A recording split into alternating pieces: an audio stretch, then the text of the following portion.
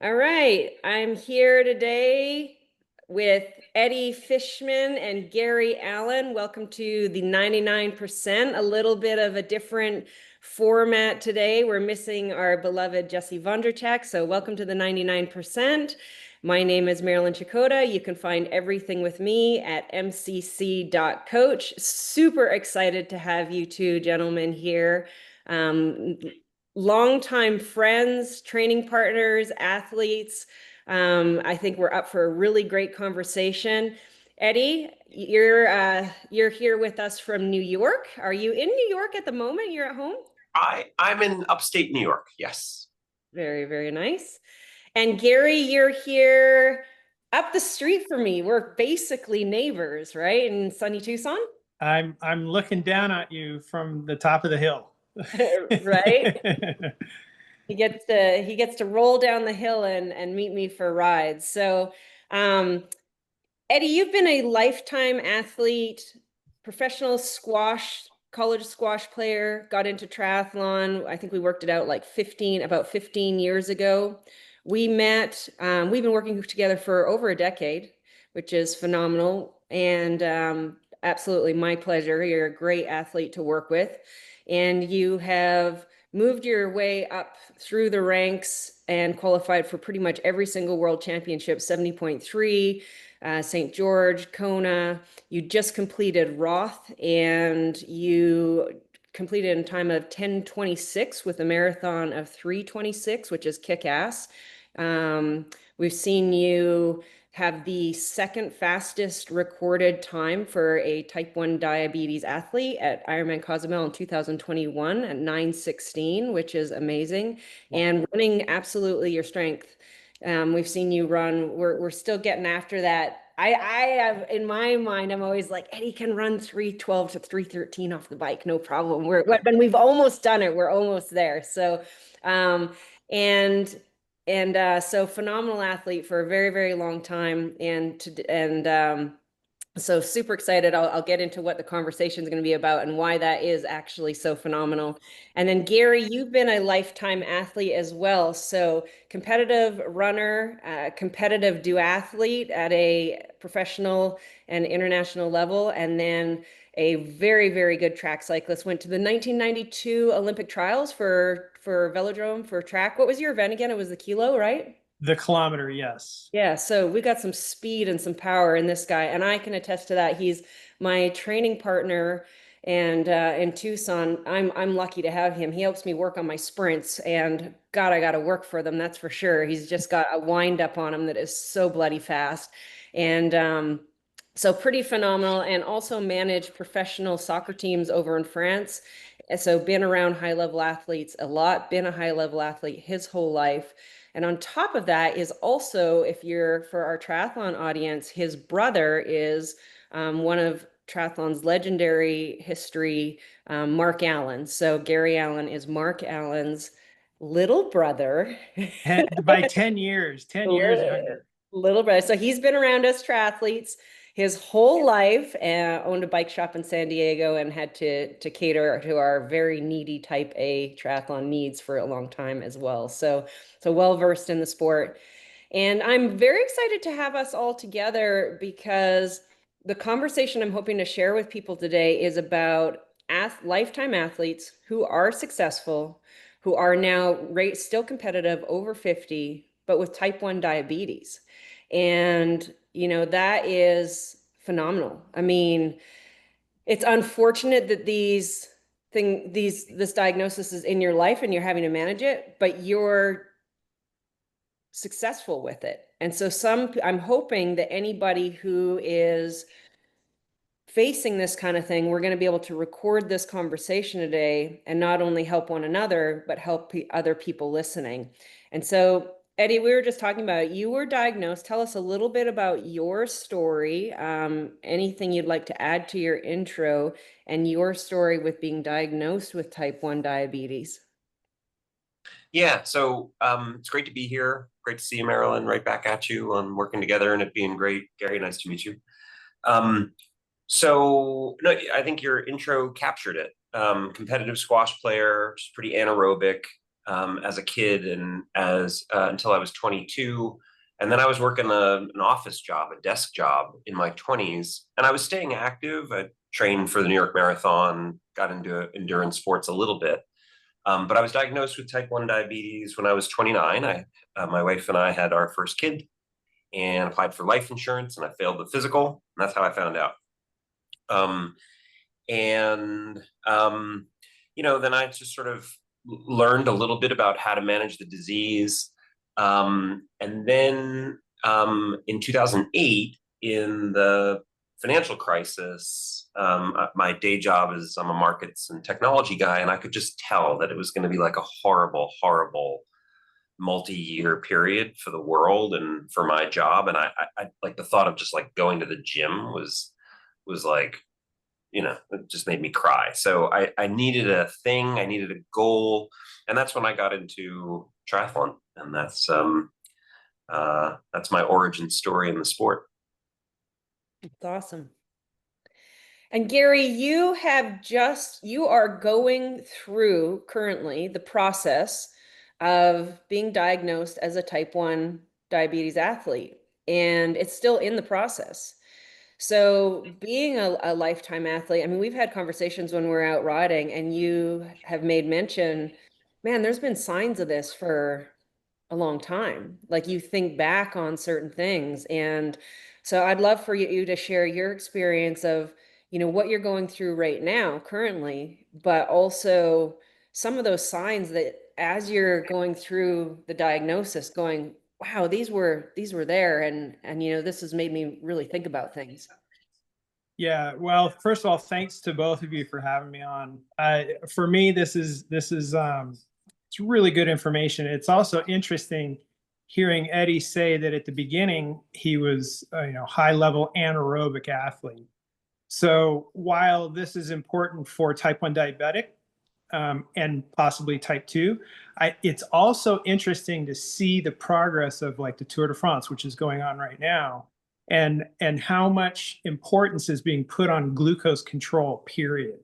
So whether you're an athlete or a non-athlete or a high-level athlete, minimizing glucose spikes and having glycogen storage for a long race, 3 hours or more, it's important. So whether you're type 1 or not, it's an interesting subject. So for me, I had an infection back in December that, during the time of them trying to figure out what I even had, they kept asking me, do you have diabetes? Do you have diabetes? No, of course not. No family history of it. And then finally, the infection got into the bones in my head and I got hospitalized. And when they put me in, they did an A1C test and they found pre-diabetes, which was a surprise to me. And they said at the time, well, it's probably from the infection, so don't worry about it. Well, in my typical fashion, it's important to me to make sure that my diet's correct, even though it was really good. Don't drink, don't smoke, ride, 200 to 300 miles a week. I kind of did a no carb diet for a bit to try to get that corrected. And 3 months later, did an A1C test. It was down. 3 months later, again, got some headaches similar to the infection, found out, went in, got tested again. This time, everything was diabetic instead of pre-diabetic, and found out I do not have the infection. So still not sure if those two things are related yet, which we'll see what happens. I've been at Mayo trying to deal with it. And actually today is the day I'm supposed to get my antibody test to tell me whether I have type 1 or not. So here I am. Awesome. So, I mean, that's super interesting. A few things just to react to that. I mean, first of all, for the uninitiated in the world of type 1 diabetes, what A1C means is it's the percentage of your red blood cells that have sugar stuck to them. And like, that's the kind of key measure that tells you, how diabetic you are, how close to diabetes you are. What's interesting, a couple things that are interesting about Gary and my stories. First of all, most type 1 diabetics are diagnosed when they're kids. It used to be called juvenile diabetes. And Gary and I are interesting in that, our diagnoses are occurring later in life.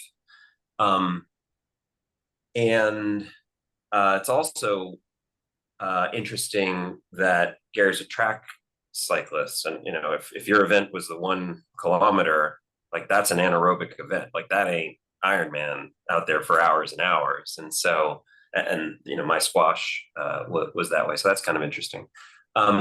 So type 1 diabetes, for other people's benefit, is it's primarily genetic.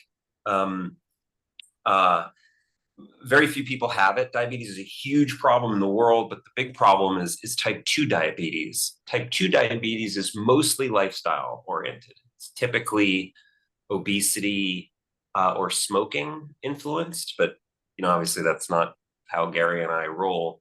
We're type 1, I guess, and that's primarily genetic. But what, in addition to kind of a genetic predisposition, something's got to go wrong. There has to be some sort of environmental thing that kicks it in.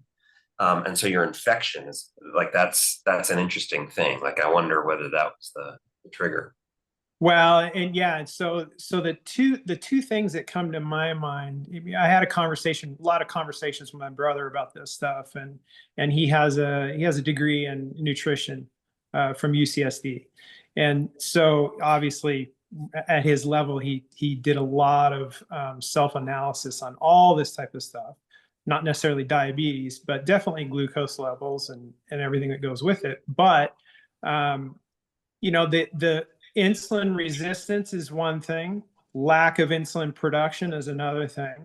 But I think in general, the entire public, whether you have diabetes or not, can have insulin resistance primarily from too much high level zone 4, zone 5 training, zone 4, zone 5 racing.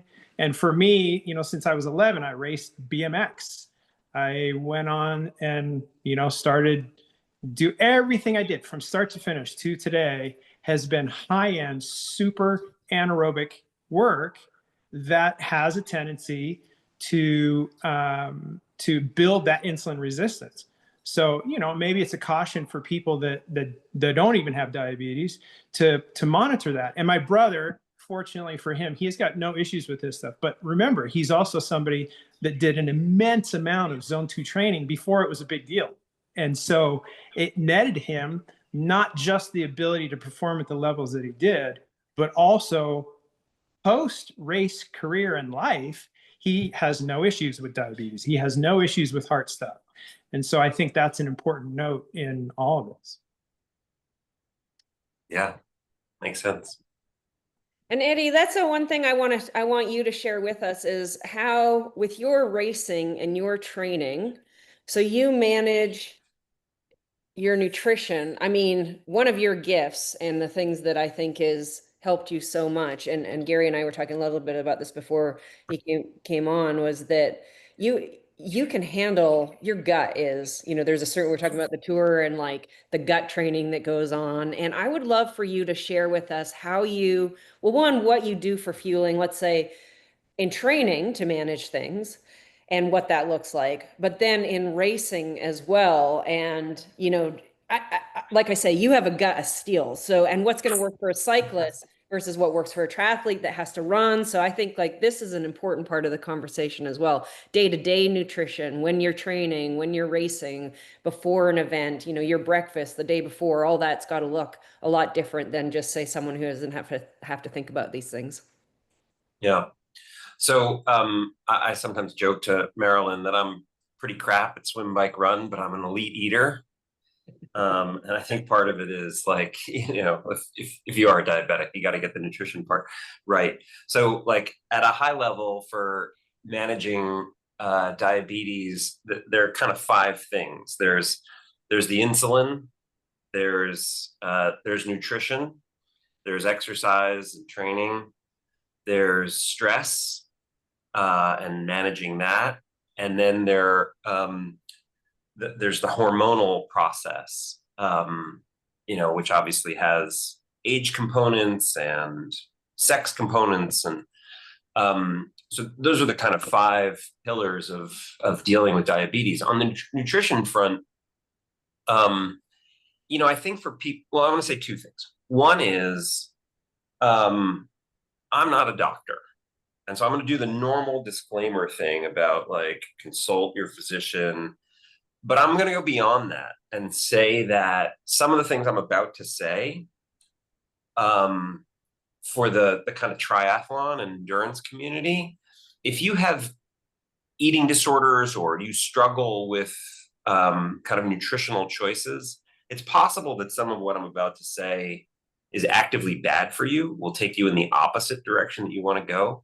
So I really want to start with those two caveats. But for me, and I think in general for type 1 diabetes, the key is in training and in daily life, regulating blood sugar and causing your blood sugar to neither be too high persistently nor too low. And so for me, what that means is just eating a diet that is low in high glycemic carbs. So I eat lean proteins, I eat non-starchy vegetables, and then the carbohydrates I eat are pretty modest. I eat some fruit, I eat some kind of low glycemic carbs like sweet potatoes and things like that. But I have to be pretty careful with carbohydrates. And this is when you're not training. Yeah, when outside of training. Yeah, outside of training. And then for most training, for most of the year, I train with real food. Like I don't need a lot of sports nutrition. And that's changed over the years as Gary says, as you do more zone 2 training, and as endurance athletes, as we all turn ourselves into kind of fat burning machines, you just get so much more efficient. So that like the carbohydrate needs, for kind of zone 2 base training end up being pretty modest. So I can fuel most sessions, most of the year, just off regular food, eating meals. Can you give an example of what you say by regular food? That might be sure. helpful. Sure. I will eat a breakfast of non-dairy yogurt stuff, like nut milk based yogurts and nuts and seeds, and cinnamon is pretty good for insulin resistance, and then some fruit. That's like a standard breakfast for me. A standard lunch is a huge mixing bowl of salad with a bunch of chicken or fish or tofu or sometimes cheese, more nuts. And then a dinner is fish and some non-starchy vegetable, broccoli or asparagus or any veggie. And then maybe I'll have a little bit of carbohydrate, like sweet potatoes or a little bit of rice or something like this. And then I'll fuel sessions with nuts or fruit or things like that, for let's say 70 or 80% of the volume of training that I do. Is there a specific fruit better than others? Because aren't bananas like high glycemic, or is it? They are. Is there ones that you're like, stay away from? Like this is better, this is not. I mean, it is true that some fruits are better than others. Berries are better than bananas. Like fruits with stones in them, peaches and plums and stuff like that, are better than apples or oranges. But like, I don't really stress too much about that. Like, basically, fruit is pretty carby, and that's like the most important thing. Right. Question. So if you did, like I did, a ride in Steamboat not too long ago, and ate a low glycemic nut-based bar, thinking, okay, this is exactly what they're talking about. You had a little bit of carbs. I mean, the net carbs in it were like 6 grams of carbs. but I still, just because I for whatever reason, I still spiked to 200. Uh-huh. Is that something that you would say, hey, don't worry about that, or try a different nut-based bar, or just purely nuts? Or I mean, my first question is, how long were you at 200? Like, if it's just like the first half hour, I wouldn't stress too yeah, it much. wasn't very long. It did come back down. Yeah, I mean, look, I think um, I wouldn't stress too much about that. I think the question is, how long are you spending at those higher levels? You should, definitely experiment with different products and mixes of food and bars and stuff. But like, if you were at 200 for a half an hour or less, I really wouldn't worry about it. Okay, that's helpful. So yeah, like I would say just fueling off of regular food for 70 or 80% of sessions and volume is kind of how it works. And then the rest of it is with sports nutrition. And I would say for me, this has changed over the years as I've aged and as I've gotten fitter. Those two are acting in opposite directions. But I would say the faster I want to go, the more I'm trying to compete and try to get to the pointy end of the field, the more carbs I need, the more I need to use sports nutrition to either handle the intensity of the sessions or more particularly to kind of back up session after session. So very often, like I'm using fuel, not to fuel that session, but to kind of set up the next session, like the recovery and so forth. And so, as the training loads and intensity get higher, both in the kind of like key build phase before a race, and if that build is to try to qualify for Kona or try to perform as opposed to merely execute, it takes more fuel. And honestly, I feel like take a step back.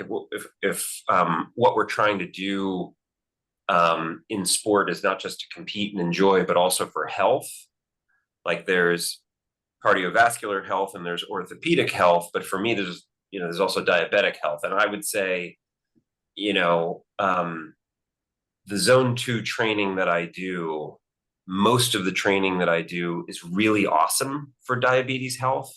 But when I try to go from kind of 8 out of 10 to 10 out of 10 and try to get closer to the pointy end of the field, honestly, I think that's probably negative for my diabetes health, because it just requires, to squeeze that last bit of performance out, it requires more fuel, more carbs, and my blood sugar numbers do start to go a bit higher.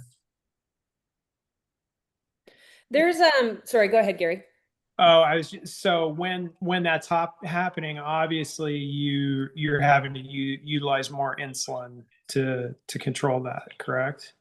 Yeah, and that's fine. But one of the reasons that I kind of stopped competing and I'm training to sort of enjoy it and execute events more than compete in them is that you can deal with the higher glucose levels with more insulin, but you end up on sort of a roller coaster: more insulin, more carbs, more insulin, carbs, and that I'm less into that. So saying that, and this goes to my philosophy of whether it's your type 1, type 2, or even just a person that doesn't have diabetes, minimizing those spikes is the first thing that needs to happen. So controlling the amount of carbs or the types of carbs, again, whether you have it or you don't, seems like the best way to keep a healthy lifestyle, I guess. I'm with you. Okay. Yeah, I think there's a lot of good data on that in the world. And, I do think that is one of the things that, can be generalized from this conversation for the non-diabetic, is the more you can fuel with real food, the more you can control the glycemic spikes, the better, like less body inflammation. Yeah, the stats are better. And the endocrinologist at Mayo had mentioned that now they're starting to link dementia and Alzheimer's with glucose spikes. So not necessarily spikes out of range, but just the amount of roller coaster spikes is contributing to more on, especially early onset Alzheimer's and dementia. Yeah, that sugar's dangerous stuff. Sure is good though, isn't it? It's like They now, slowly take away all the fun things in life. yeah, but you still not need it. You still need that. You, like you said, in your training, you hit a point where your body still has to have it. You can't do without it. So it's just it's figuring out how to control the amount of intake and minimizing that roller coaster, like you said. Yeah, and one tricky thing, I think what you just said is like the most important thing. And if we could leave people with one takeaway, to me, that's it. But since I imagine that Marilyn's and Jesse's listenership is a bunch of people who are endurance athletes and often performance oriented, I think a trick is to combine a lifestyle that minimizes those glycemic spikes with a racing strategy that fuels the event. Like when you get into racing mode, you shift. It's almost like you flip the switch to the opposite end of the spectrum where, I'm putting in 600 calories an hour, 125 grams of carbs an hour on the bike in an Ironman. Like that's a huge amount of fuel. And for people to comprehend that, like to put that much in your stomach while racing at intensity and being able to run well off the bike is pretty special. I mean, most people, they might train their gut to be able to handle that on the bike, but then it might have a negative impact from a GI standpoint on the run. But you're a phenomenal runner. So has there been like, was that just like a born gift that you were like, well, or was there like intentional training for that for you with like gut training? And because I mean, that's, most people, not to be too, most people would poop their pants if they had that much on a marathon, Yeah, no. I was listening to somebody say that's a Taylor nib. So a little bit of both. Like I think I don't remember doing anything particularly special as a squash player. I don't think we knew a ton about nutrition.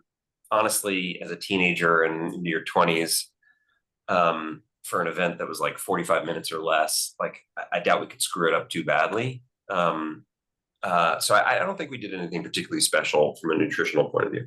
And then when I got into triathlon in the beginning, I remember getting to a certain level in the sport, and then at Maryland's camps, listening to some of the pros talking about their fueling, and I was blown away by how much they could process. And so I started to kind of experiment and kind of build up slowly. And, I think I was well rewarded for it. I think they were right that I was under fueling. So I do remember some amount of kind of gut training and experimentation, then experimenting with different products, just listening to people and seeing what was working for them. I remember Tim O'Donnell had a thing about, he wasn't celiac, but when Leighton in iron distance races, when the heat went up, he would have GI issues. And so he had a protocol for kind of limiting the amount of gluten and stuff. And I don't know. So there was some amount of kind of learning from the practitioners and experimenting. But I never did anything. I mean, I've done no like sweat rate or, lab metabolic tests. Like I've done none of that. So would you suggest, because I would imagine so like for myself and like you had a test done for insurance, you wouldn't have even known necessarily that you had type 1. Myself, similar situation. It was because of this infection. and they did this test, and now we're finding it out. What are some indicators that you can think of that if anybody has a question, because the tests are really simple. I mean, an A1C test is just, it can go with a standard blood pan. It's really, really easy. What types of indicators would you say that, hey, next time you go in for your normal blood work, ask for that A1C, because just in case, it's a good thing to know. What would be some of those things, like, night sweats or headaches, or like for me, I had an extreme amount of roller coaster in how good I felt, not just day to day, but week to week and month to month. Like I'd have these great sessions, really consistent training, but then all of a sudden I just die. Like I was really struggling. I could not figure out why I was in such a hole. And obviously now in retrospect, seeing what's going on, it starts to make a lot more sense. But what do you think some of those things would be? So to answer your question on what's a piece of advice I have for people listening, I think it's exactly as you say. When you get your blood work, ask for a hemoglobin A1C test. It's a simple test. It's not going to cost a lot of extra money for the insurer or for you. It's very basic, and it will give you a very clear marker as to your blood glucose levels. That's the one thing I would say from a testing point of view. On your question about, like, in retrospect, what were some signs? Yeah, I mean, I was stunned when I was diagnosed, and in retrospect, there were signs. Like my pee had become really concentrated. It was like super yellow pee, and I thought, I'd been a competitive athlete, and I just thought, when you stop competing, like, you don't sweat it out as much, and so your pee gets yellow. I was tired all the time, and I thought, well, that's what happens when you're no longer like elite fit. Like, you just get tired. And so those were two things that I can remember from, now 20 plus years ago, that in retrospect were signs that I just didn't identify. Interesting. Eddie, you also get pretty consistently, like you'll send me notes that'll say, I'm having, based on the amount of training, like you were talking about, to be competitive and what we need to do sometimes in order for you to match your goals in a competitive sense. We'll have these periods a year where you get you go to the doctor, you get some tests, and you want to focus on your health. And there has been times where we've had pretty extreme years where you've gone after like some huge events and maybe multiple events in a year, and you said, this year was great for my racing, but not great for my health. And then we have a year where we focus on your health.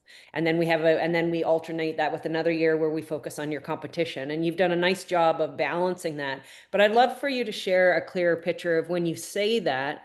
I mean, we know what that means, but what does that mean? I guess what I would say is that I got into triathlon and endurance sports generally for health. Like, financial crisis happened, and I needed something to manage stress. So it was to manage like physical stress and like emotional stress. And I love to swim and bike and run. I love to be outside. I love to race and compete, but I've really loved what the sport has done for me health-wise. So across the 15 years or so that I've been in it, the training that I've done has been amazing for health, like cardiovascular health, metabolic health, even orthopedic health. So the big picture is triathlon's been awesome for health. But as we were saying before, the closer I've tried to get to the point, the more I'm kind of like squeeze that last little bit of performance out. I do feel like there are compromises with diabetes health. So what does that look like? It looks like a bit of a blood glucose, blood sugar, insulin roller coaster, to fuel the sessions, to set up the next sessions. Blood sugar goes higher, as Gary said, to kind of deal with those spikes. Insulin needs go up. One of the many crappy things about diabetes is that when you take the artificial insulin is like awesome, and it's, you know, life affirming. It's like what it allows me to continue to live. It's an incredible thing that was discovered 100 years ago. But artificial insulin sticks around in the blood longer than natural insulin, and so you convert a higher fraction of the carbs that you ingest into fat. So so another thing that it looks like is when I'm on this kind of blood sugar insulin roller coaster, I'm also converting a higher fraction of the calories that I ingest into body fat. So that becomes a bit of a challenge also. So yeah, those are some of the things that it looks like. That's interesting, because early this morning, I just read that exact situation where the insulin, insulin is there to carry the glucose into your cells to be stored and used as energy, in short. And yes. Anything extra that you take in once those cells are full gets stored as fat. So you're saying that if that insulin stays in there for longer, anything that you continue to take, it's just getting stored. It's extra, and it's just continuing to. Okay, so now you also have to manage weight gain on top of it. That's awesome. It's part the of the gift deal. that keeps on giving. Exactly. It keeps on giving. Oh man, right? Eddie, we had a little conversation about you know, your run training. We primarily focus on, and it's been a part of this conversation, aerobic run training for you. And you run fast off of a lot of volume and a lot of aerobic run training. You build fitness really well that way. You race really well that way. We had a conversation about, you know, even orthopedically, as you're over 50, even really over the age of 35, it becomes more challenging to do faster work, threshold work, any kind of speed work, that kind of stuff. That gets, yes, we get better. Sometimes we get faster runs out of that, but we also have a high injury risk.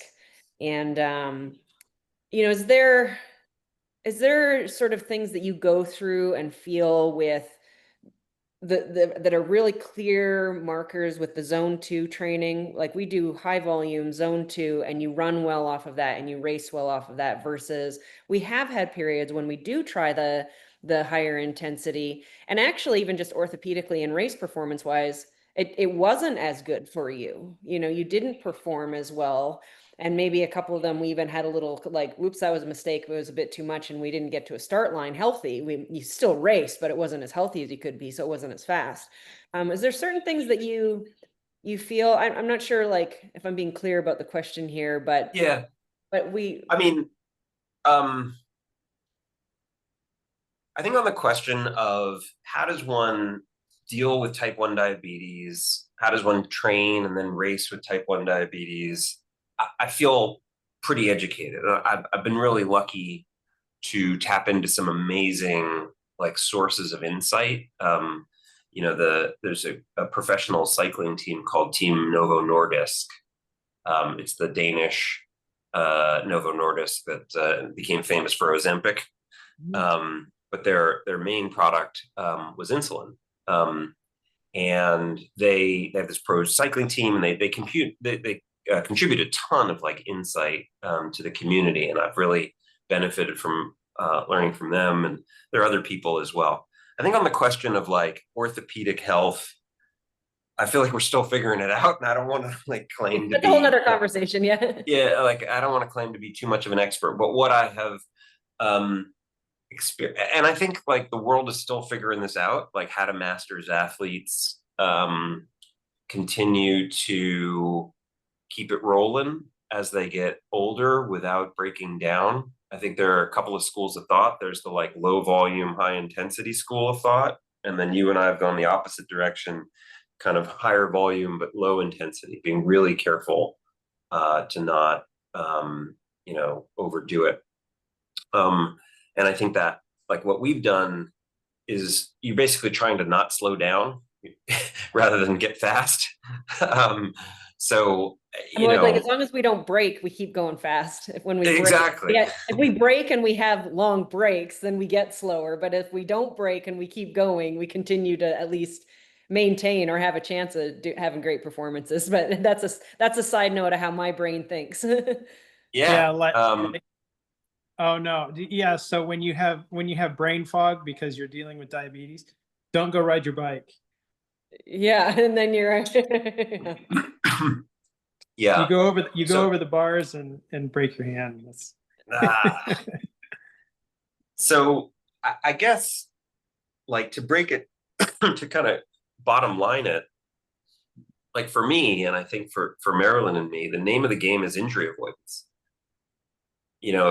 If we can avoid long gaps in training that result from injury, you can roll up a fair amount of fitness, or at least not lose the fitness that you've built. And so I do so little fast running.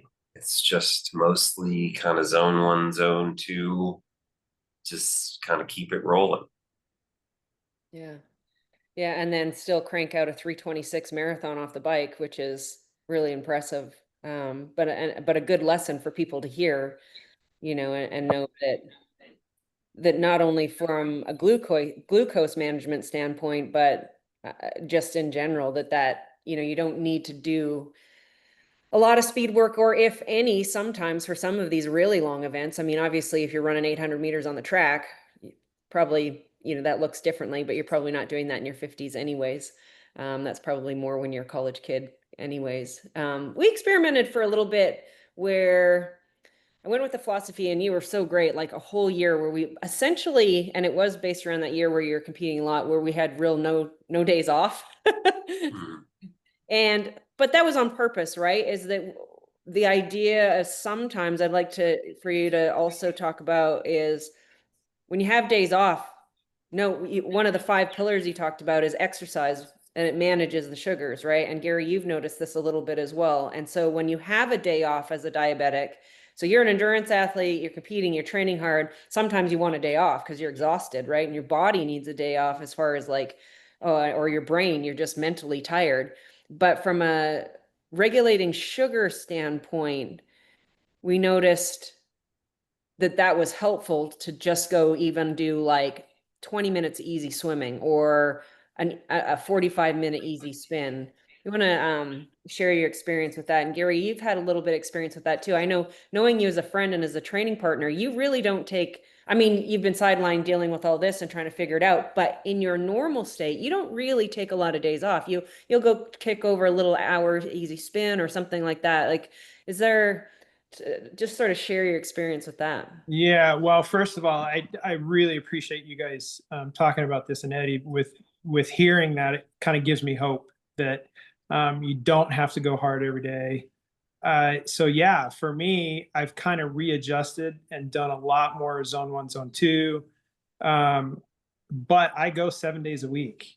I do. And the short day, it's an hour, but it may include a stop at the coffee shop for a decaf iced latte.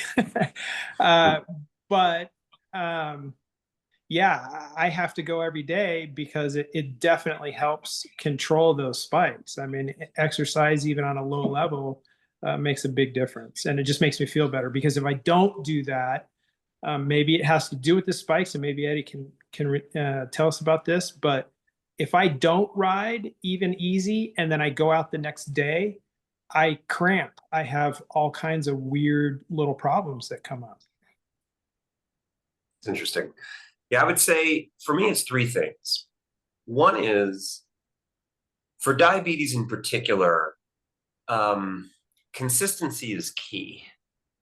Like, you can get the same exercise, the same amount, like execute the same session, eat the same quantity and type of food, take the same amount of insulin on 2 different days, and have 2 different blood sugar results, because the body is the body and it does whatever it is doing, because there are hormonal issues, maybe issues with sleep, maybe issues with stress. So the more you can reduce the variability in lifestyle and behavior, like the better, I find the better it is to manage diabetes. So that's one thing.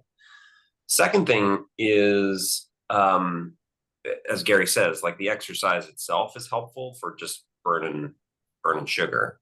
And so, why not do it regularly?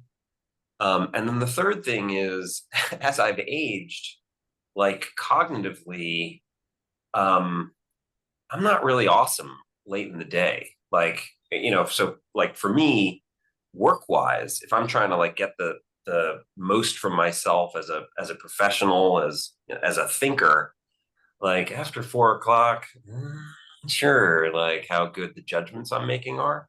And so I find, and this has been true for a long time now, I find that a 7-day schedule is just good for every reason. It's also like when in the intense phase of parenting, it wasn't like I was a parent only 5 days a week or only 2 days a week. So like working every day and training every day and parenting every day worked better for me than being a weekend warrior training wise, or a solely Monday to Friday guy professionally.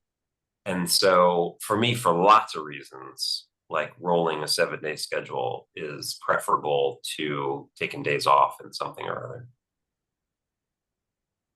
And do you notice like actual big differences in your glucose, as far as like when you exercise or when you don't? Like, is it just like, whoa, Oh, it's crazy. I mean, it's just crazy. Like, so for sure, I notice different glucose outcomes when I'm training or not, when I'm training high intensity or low intensity. I notice it when I'm in the office or working from home. Like I can do the same workday from Midtown New York and in my apartment in downtown New York, and I will see different like blood glucose experiences, because just like your body experiences stress from whatever source of stress it is. So if I go to the bathroom in my apartment, that's a break. If I go to the bathroom in my office, like there's the water cooler stuff. I'm talking to someone and like my body is experiencing that as stress. And so the difference between being in the city or the country, an office or home, like even that has an impact on glucose. So it is, yeah, it's nuts. Yeah, interesting. Wow, what a great conversation. Is there any, Gary, do you have any sort of last minute questions? There's obviously that we could probably talk for hours, but I appreciate your time, and I know that we've already been chatting a while. Is there like a last minute questions that you have for Eddie, or things that you would like to share with your experiences of what you're going through at the moment, or even just from your athletic experience over your lifetime? Not really questions. I mean, I think a statement which would be, I really appreciate the time that you guys have given to this, and Eddie for the information, because like I said just a little bit ago, I think it gives hope that you can have a super active, competitive lifestyle and still deal with diabetes. It's not going to be easy, but at least it sounds like there's some great resources out there to be able to manage all that. So I really appreciate the time. Absolutely. Yeah, I mean, if I can just say one last thing to anybody listening, I guess on a blog post, if you use your blog post to like beg the community for input, it's called a bleg. So maybe on a podcast, it's a peg. But Marilyn noted at the beginning of the call that to the best of my ability to tell, like I'm the second fastest guy to go in an Ironman as a type 1 diabetic. But that like what I would say is there isn't a lot that's known about this kind of stuff. And so there's a guy in Norwalk, Connecticut called Cliff Sherb, who's a triathlon coach and a type 1 diabetic, and he's got 2 really speedy recorded times in Ironman Florida. But I would say, hit Marilyn up if you know resources for the type 1 diabetes community in endurance sport, like I feel like there could be more sharing of people's experiences and insights and tips, and I'd like to be a part of that. So hit Marilyn up, and maybe we can put our heads together on what is known and how to help people. Awesome. I love that. And you're right. You know, the more, because in general, athletes, we're just different creatures, right? I mean, we've experienced this when you go to the doctor, right, Gary? They say, take one look at you and go, there's nothing wrong with you. Look how healthy you are. You know, you're fit, you're lean, you're glowing, you know, your heart rate's low, all of these things. And so a lot of things, you go to you know, you talk to people who aren't active, or you see a physician and they're used to dealing with a different population, and things are measured differently. They look different. Even just the appearance of people look different. And so now all of a sudden you're left with a lot of questions, or trying to weed through all of this on your own. And so I think the more people can come together and share, and just share their experiences, and even just share contacts, right? Like, just, hey, what are you experiencing here? What did you do in this situation? Oh, this worked. You know, that in itself, I think, is really valuable. So really good. Well, and you probably the most important thing for me in how it happened for me, because they couldn't figure out what was going on. And like you said, because, you know, when I got admitted to the hospital in December for the infection, I was the healthiest sick guy in the hospital. You know, I was walking 5,000 steps a day in the hospital with my IV caddy walking behind me. But you have to be your own advocate. And so if you don't feel right, if you feel like there's something off, push to get those tests. Make sure that you're advocating for yourself to find out what's going on. Maybe there's nothing, and that's great. But in my case, there ended up being something. Great. Well said. Thank you so much for your time, guys. And if anyone has any questions or wants to reach out, as always, you can find me at mcc.coach. And we missed Jesse today, but he will be back next episode, and he'll be excited to hear this. So thanks for your time, guys. Thank you.